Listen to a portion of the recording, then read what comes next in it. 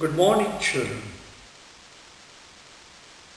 We are here today at the last part of this third level, wherein we are going to see the detailed study of this last part. You already know that the narrator has come across the third level, and you know that the third level is there at the Grand Central Station. Now the question is it that the writer has moved into a fantastic world? Is it the narrator is in his own imaginative world? And the imaginative flight he has to escape from the reality.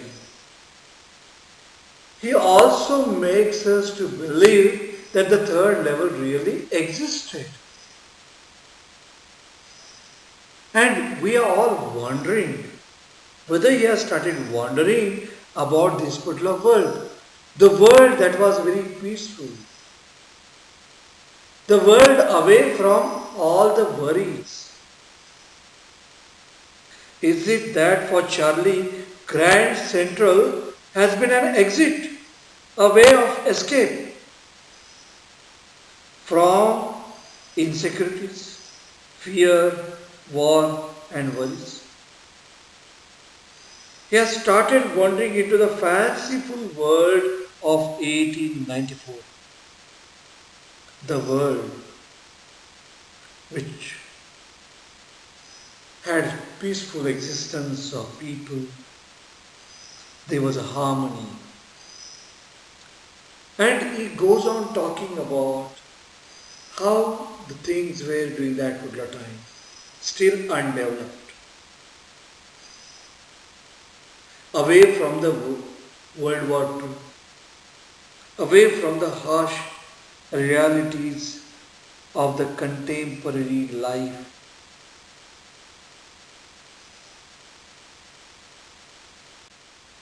Charlie wants to buy 2 tickets. Where does he want to go? He wants to go to Galesburg. But the clerk is very surprised to see that he was possessing different kinds of notes. And then he warns him. He says, "This isn't money, mister." And then Charlie runs away from there, goes away from there. Would Charlie ever go back to the ticket counter on the third level to buy tickets to Galesburg for himself and his wife? The question is, will he again try to get the tickets? Now let's think over that and let's move on to the next paragraph. And that was that I left the same way I came, I suppose. So he has come back from third level. Next day during lunch hour, I drew $300 out of the bank, nearly all we had, and bought old style currency that really worried my psychiatrist friend. So here he once again thinks of going back. So he has come back from third level. Now once again he thinks of going back to that level. And now probably he wants to transport into that particular world where he can lead a very peaceful life. You can buy old money at almost any coin dealers, but you have to pay a premium. Now here his psychiatrist friend is wondering that really he has got some mental issues. He's facing mental illness. Because now that whatever was imaginative world, that fantastic world, Charlie has started living into that world. And he has gone to the bank and he has bought old style currency. You can buy old money at almost any coin dealers. but you have to pay a premium. You have to pay some amount there. My $300 bought less than 200 in old style bills, but I didn't care. So he didn't care for that, but he wanted to go to Gettysburg. He wanted to lead peaceful life. He wanted to be in harmony with nature. Eggs with 13 cents a dozen in 1894. Everything was quite cheap. But he didn't care for all that, how much money he got. He wanted to Gettysburg. He badly wanted to Gettysburg. Probably that is what the narrator wants to tell us. But I have never again found the corridor that leads to the third level at Grand Central Station, although I have tried often enough. He says again he has not been able to find that corridor. Though he wanted, he had that old currency. Now there was no problem. Now he can easily buy the tickets, he can go to Gettysburg. Louisa was pretty worried when I told her all this and didn't want me to look for the third level anymore. And after a while I stopped. I went back to my stamps. Louisa was worried that really he was facing mental problem. And she was not ready to believe all that. Then he felt it's a better to go into a stamps world. But now we are both looking every weekend because now we have proof that the third level is still there. And how it says? My friend Sam Weiner disappeared. Now when Sam has disappeared, nobody knew where, but I sort of suspected because Sam is a city boy and I used to tell him about Gettysburg. I went to school there and he always said he liked the sound of the place and that's where he is alright in 1894. Sam was a psychiatrist. Probably one is fed up with urban life, wants to go back and remain in the lap of the nature, remain there in the rural area, lead rustic life. You are at peace. You are in harmony with nature. Probably go into that. Sam wished and Sam could fulfill that. He has disappeared means here they all feel that probably he has gone to that Gettysburg because one night fussing with my stamp collection when I was just checking my stamp collection I found, well, do you know what a first day cover is? When a new stamp is issued, at that time, first day cover is released. And stamp collectors also buy first day covers. So he's having the hobby of philately. And philately, you collect the stamps which are quite old, which have been released in 90s and early 20s, late 20s. Probably that takes you to that historical world. Now, here we see that he has got this hobby, and now when he has not been able to go to third level, he goes back to his hobby and goes on seeing those stamps, probably enjoying those times. The clerk figured the fare. He glanced at my fancy headband, but he figured the fare and I had enough for 2 coach tickets one day. Now here he has come to the ticket window. Now he wants to buy 2 tickets for himself and for his wife. Now he has demanded 2 tickets. So the clerk tells him how much the fare would be. So he calculates the ticket fare. And then he looks at his fancy headband. Now it was the era of 1890s, but he was living in 1950s and he figured the fare, and I had enough for two coach tickets one way. But when I counted out the money and looked up, the clerk was staring at me. He nodded at the bills. The bills here means notes. The currency that he had, that ain't money. So, mister, so he says, that is not the money. So the currency that was there during 1890s, that was different. And now what he had produced, that was different. And if you are trying to skin me, you won't get very far. So trying to skin me here, if you are trying to fool me, it's not that very easily you can fool me. And he glanced at the cash drawer beside me. So what was there next to him? There was a cash drawer. Beside means next, by the side. Whereas besides mean in addition to. So he looked at the cash drawer that was there, and there he found old style bills.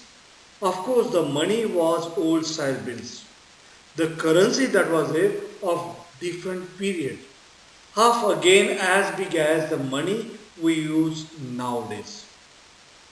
And different looking.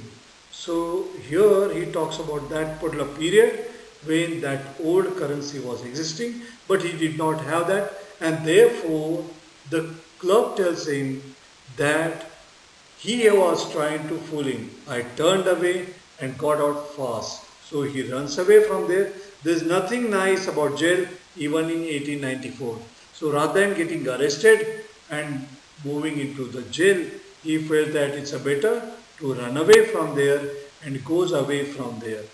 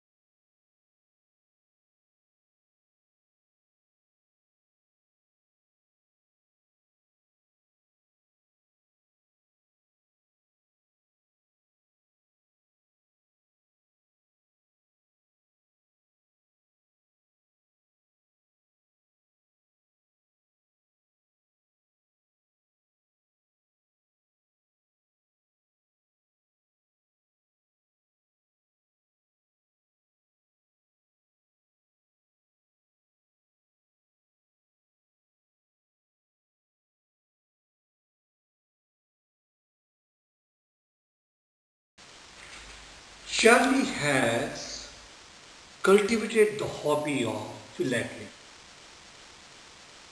and it's a very common and effective way for him to keep the past alive, to remember about the past, to live into that world of the past.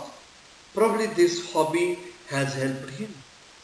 So whenever he wants to escape into the past, probably he goes back to those stamps. He goes back to those first day covers. He has so many first day covers in his collection and use them to mail envelopes to themselves on the very first day of sale. So that is first day cover. And the postmark that is there on the first day cover proves the date on which it is released, on which the stamp is issued. The envelope is called a first day cover. They are never opened. You just put blank paper in the envelope. That night, among my oldest first day covers, I found out one that shouldn't have been there. Probably he is trying to convince us that he has really been there at the third level. But there it was. It was there because someone had mailed it to my grandfather at his home in Galesburg. So he goes to the times of grandfather. Probably grandfather has told him so many things about those times. And that's what the address on the envelope said. And it had been there since July 18, 1894. So all those dates that we find, those are the dates of 1894. The postmark showed that. Yet I didn't remember it at all. See, earlier he talks about the newspaper. Now he is talking about the letter. And now it was there because someone had mailed to my grandfather. And that's what the address on the envelope. So what is this? This is a first day cover and one of the oldest first day cover. And what was the date there? July 18, 1894. It had remembered, and he says that that was not there in the collection, but now it is there. Probably he is making sure, yes, he has been there to the third level. He has been there to the Galesburg. The stamp was a 6 cent, dull brown with a picture of President Garfield. Naturally, when the envelope came to Granddad in the mail, it went right into his collection and stayed there till I took it out and opened it. Now here the narrator finds the art very convenient way to escape from reality. The art, the hobby of philately transcends harsh realities of the contemporary world. And remember that he earlier says that modern life is full of insecurity, fear, war, and worries. And here, people like Charlie, they try to escape from the reality. It's incompatible with their dreams and aspirations. That's why they indulge in daydreaming. They indulge in a waking dream wish fulfillment. And let's see whether it is a medium of escape for Charlie.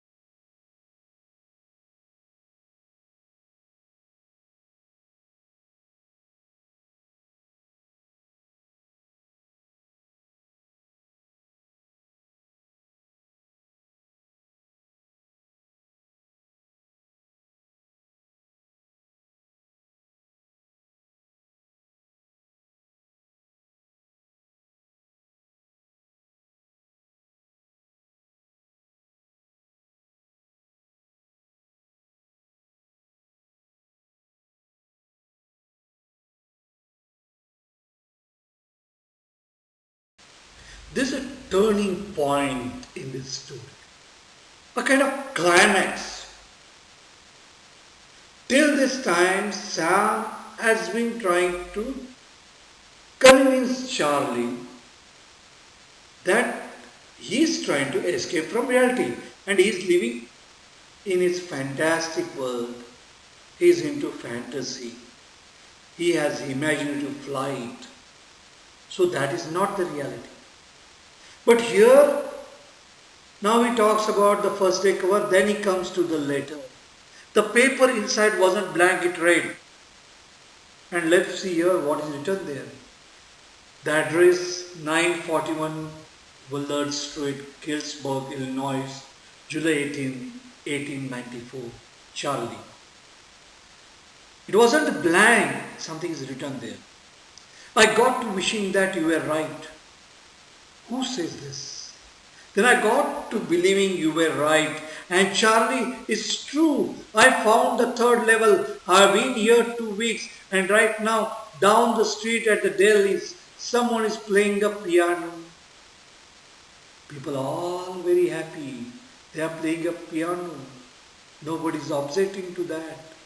And they are all out on the front porch singing, Sing Nellie Home. Probably the song at that particular period which was very popular. And I am invited over for lemonade. The neighbors were very kind to each other, very hospitable to each other. Come on back, Charlie and Louisa. So good social life they led.